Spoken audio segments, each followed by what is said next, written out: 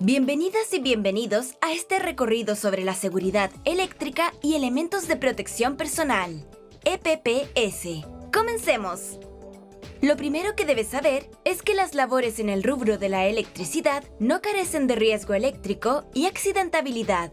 Esto se debe principalmente a que se trabaja con energía, circuitos energizados, instalaciones y/o circuitos defectuosos, donde las maniobras indebidas, descuidos y/o eventualmente situaciones que no son controlables a escala humana representan grandes riesgos. Así, el riesgo eléctrico se define como la posibilidad de contacto del cuerpo humano con la corriente eléctrica, lo que puede resultar en un peligro para la integridad de las personas.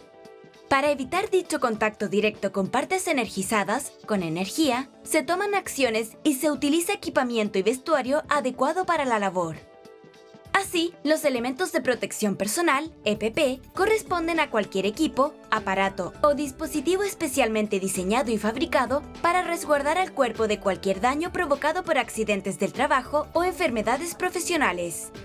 Por lo anterior, a continuación, identificaremos las causas de riesgo eléctrico y los EPPs necesarios para minimizar dichos riesgos.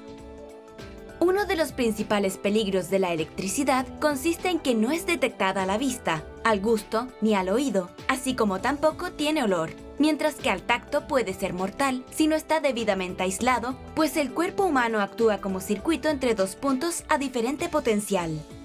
¿Sabías que la magnitud de un accidente va a depender de diferentes factores? Veamos cuáles son: la intensidad de la corriente, la resistencia del cuerpo humano, la tensión, diferencia de potencial, el tiempo de contacto y la trayectoria por el cuerpo. Son los factores que inciden en la magnitud de un accidente eléctrico. Junto con lo anterior, existen también condiciones, situaciones inseguras que se transforman en causas de accidentes eléctricos, tales como el mal funcionamiento de dispositivos de protección o la falta de mantención de equipos y sistemas eléctricos y los enchufes deteriorados. También las uniones defectuosas de conductores o conductores sin aislación, las conexiones e instalaciones fuera de norma y la alteración de los sistemas de protección y sin tierra de protección. Importante es señalar que también existen acciones inseguras, que son el resultado de no tomar medidas de seguridad, tales como las intervenciones eléctricas no autorizadas, el uso de herramientas inadecuadas o deterioradas, trabajar con sistemas energizados, la utilización de aparatos eléctricos con las manos mojadas o los pies en el agua. En general, no utilizar elementos de protección personal es una acción insegura que se transforma en causa de accidentes eléctricos. ¡Conozcámoslos! Casco y zapatos de seguridad dieléctricos en forma permanente, guantes de cuero para manipular materiales cortantes y para calentar tuberías, y herramientas aisladas eléctricas tales como destornilladores, alicates cortantes y/o pelacables.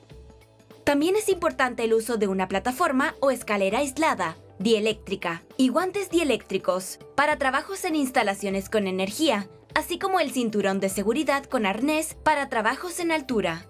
Si bien la importancia del uso de los equipos de protección personal es indiscutible, debemos cuidar que estos no generen una falsa sensación de seguridad. Por lo mismo, necesitan un recambio periódico, revisión y/o mantenimiento. Por último, siempre se debe tener una actitud responsable frente al trabajo con energía eléctrica e idealmente trabajar con circuitos o equipos desenergizados y adoptar todas las medidas de seguridad para el trabajo, considerando los EPPs necesarios.